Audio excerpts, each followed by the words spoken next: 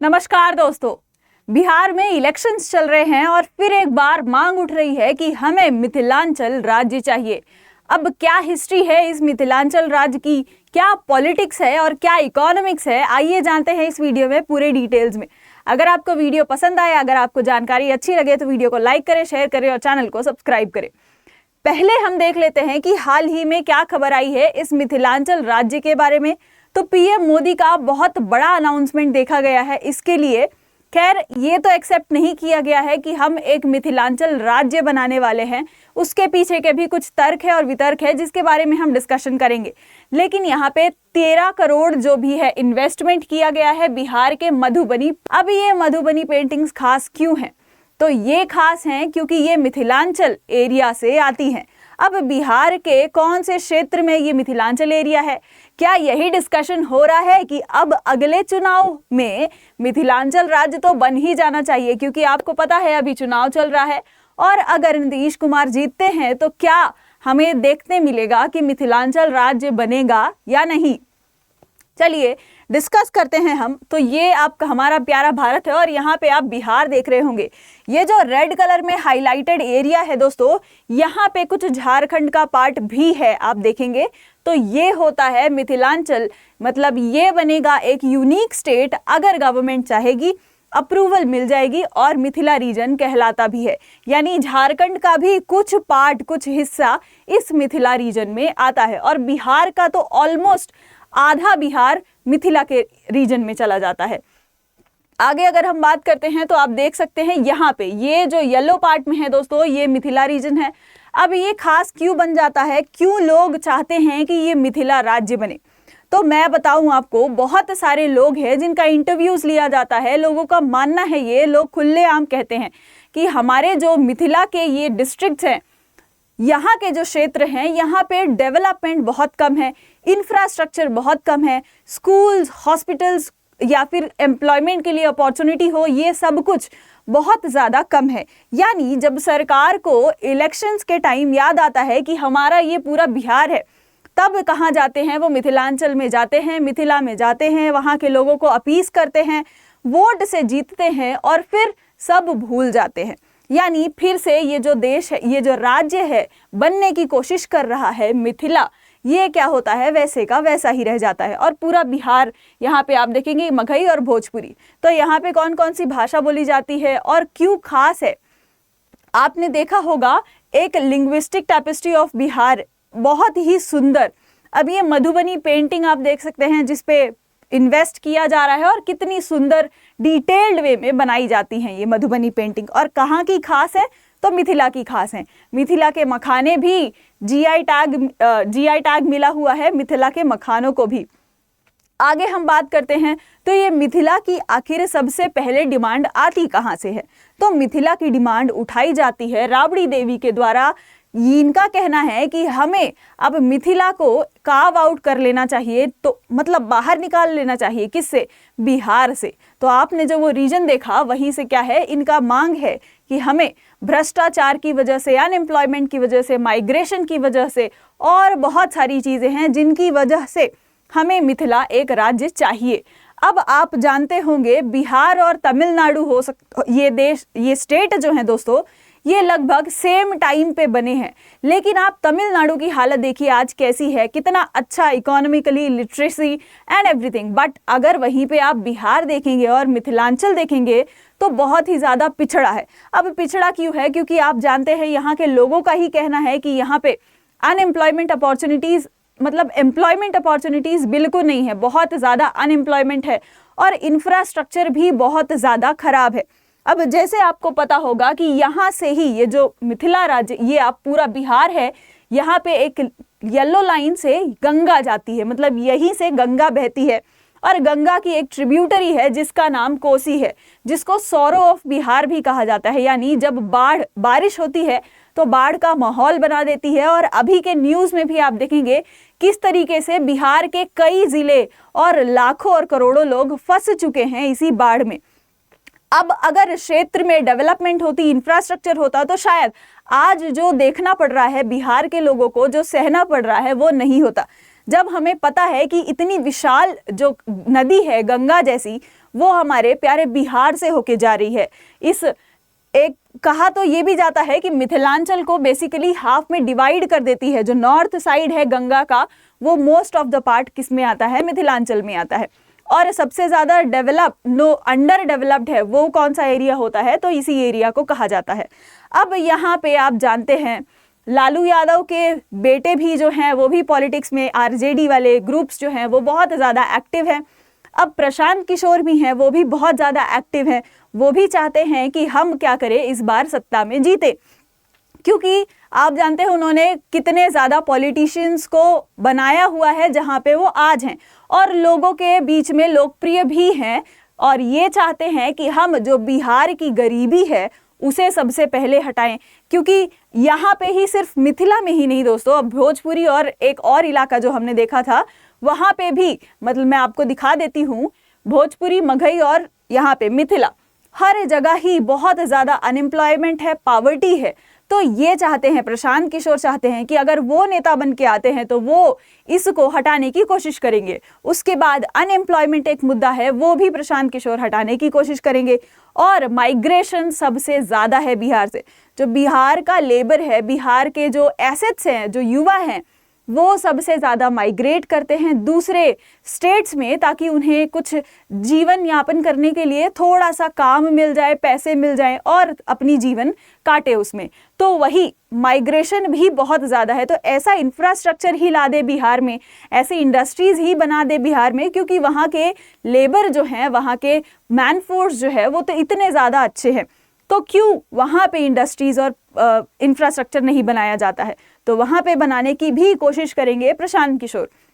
तो आपको क्या लगता है, क्या आने वाले चुनाव में प्रशांत किशोर बिहार के सीएम बन सकते हैं या नहीं? कमेंट्स में ज़रूर बताइएगा।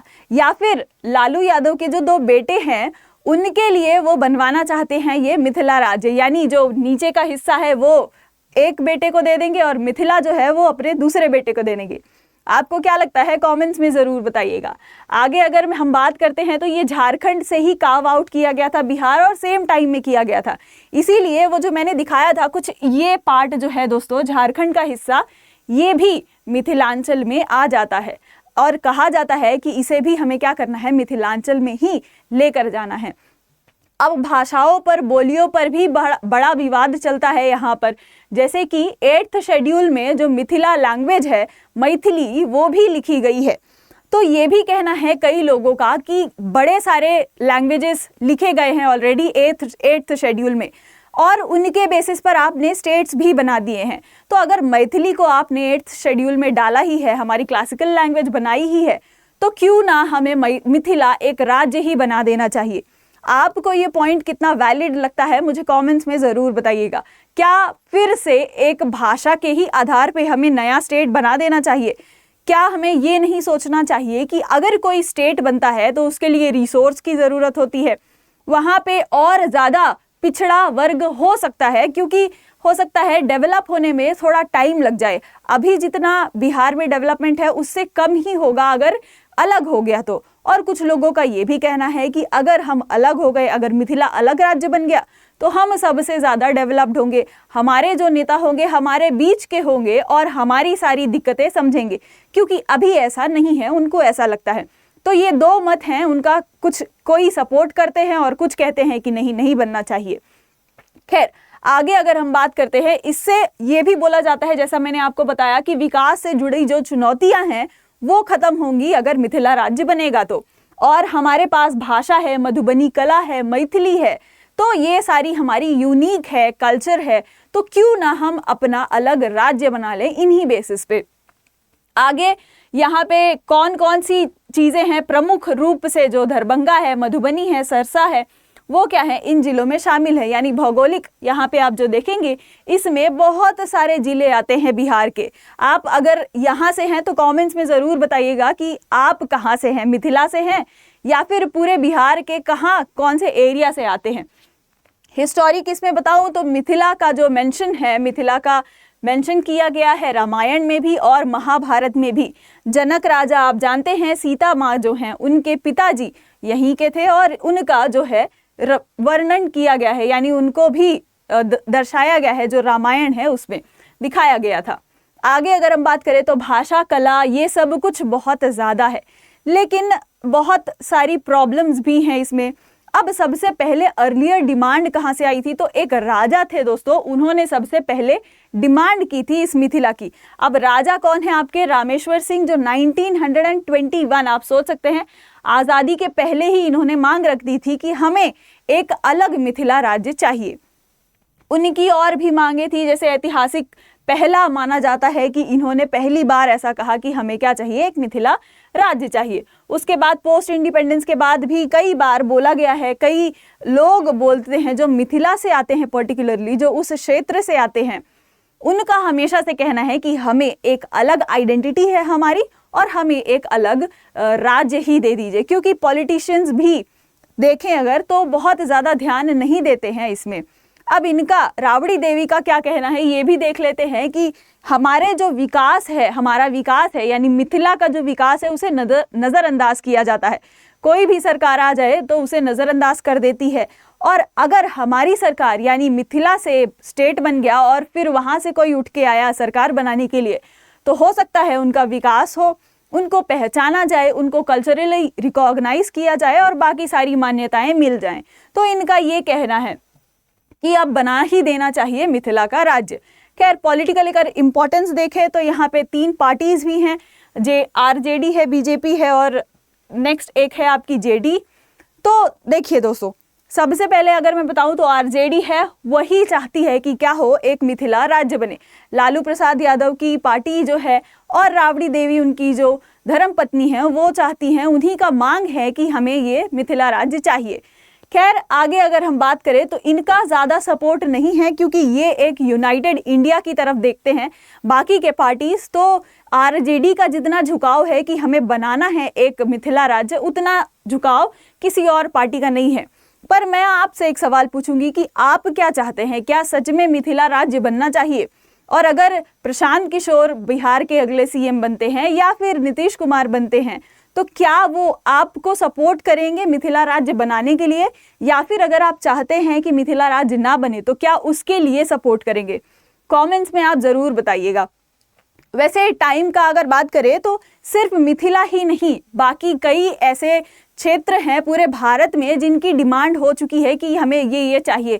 जैसे आप देखेंगे तेलंगाना जो है वो बन चुका है 2014 में, उसके बाद झारखंड बना, उत्तराखंड बना, छत्तीसगढ़ बना।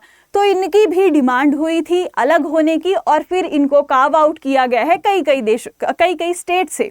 अब एक ये भी कहा जाता है कि हमें गोरखालैंड भी चाहिए, बट ठीक है, गोरखालैंड की बात तो हम बाद में करेंगे, उस पर अलग वीडियो बन सकता है। लेकिन मिथिलांचल, मतलब मैं आपसे यही सवाल पूछूंगी कि क्या separation of Jharkhand and current demand of Mithila हो सकता है? क्या वो झारखंड का जो छोटा सा हिस्सा है, झारखंड स्टेट, दे देगा मिथिला बनाने के लिए? क्या मिथिला बन पाएगा? खुद में ये बहुत बड़ा सवाल है। आपकी क्या ओपिनियन है? आपका क्या इसमें थॉट प्रोसेस है? मुझे कमेंट्स में ज़रूर बताइएगा। आप क्या चाहते हैं? क्या मिथिला राज्य बने या ना बने? और बने तो क्यों बने? क्या इम्पोर्टेंस है उसकी? क्या आप देखते हैं कि बहुत ज़्यादा तरक्की हो जाएगी, या फिर आप देखते हैं कि बिहार एज ए यूनाइटेड ही रहना चाहिए? बिहार हमारी ताकत है, और पूरा अगर बिहार यूनाइटेड रहा तो हम यूथ जो है वो अलग ही दिखेंगे और चमक के आते हैं कहीं भी जाते हैं। तो आपका क्या मानना है? कमेंट्स में ज़रूर बताइएगा। ऐसे ही वीडियोस के लिए आप हमारे चैनल को सब्सक्राइब कर सकते हैं, वीडियो को लाइक कर सकते हैं और शेयर कर सकते हैं। जय हिंद, जय भारत।